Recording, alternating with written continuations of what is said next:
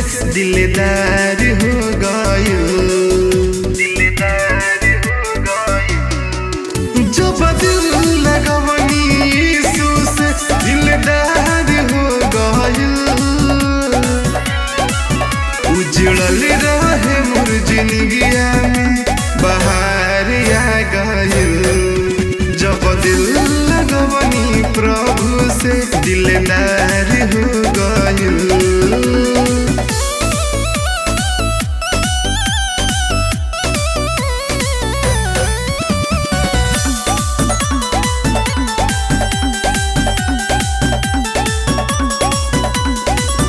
टूटल सपनवा रहे बिखरल आस हो। जीवन के डगरिया पर मिलती रहे न सास हो।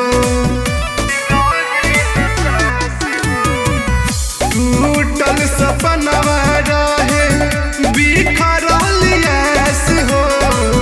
जीवन के डगरिया पर मिलती रहे न सास हो। जीवन के डगरिया पर मिलती रहे न सास हो।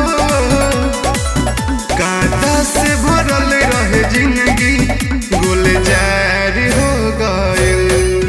जब दिल लगवनी प्रभु से दिलदार हो गए।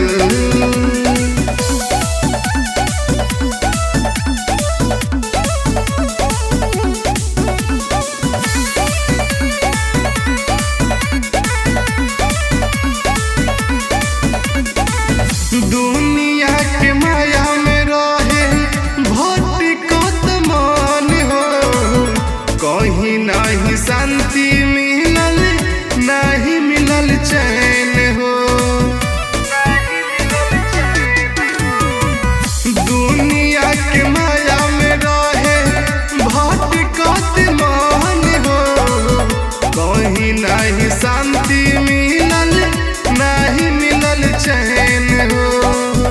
कहीं नहीं शांति मिलल नहीं मिलल चैन हो। घर में अंधियारा रहे उजियार हो गए। जब दिल लगवनी यीशु से दिलदार हो गए।